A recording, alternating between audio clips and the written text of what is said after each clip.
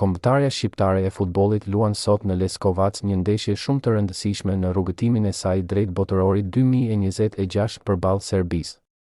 Kuqezinjt duan të ruajnë vendin e dytë në grup dhe një rezultat pozitiv do të afronte më shumë ekipin e drejtuar nga Silvinho me sigurimin e play-offit të turneut. Trajneri ka bërë zgjedhjet e tij për këtë sfidë duke i dhënë fund dilemave për repartin e avancuar ku treshja që do të ketë si detyrë kryesore të rrezikojë portën kundërshtar do të përbëhet nga Broja dhe Uzuni nga krahët me Manaj në qendër.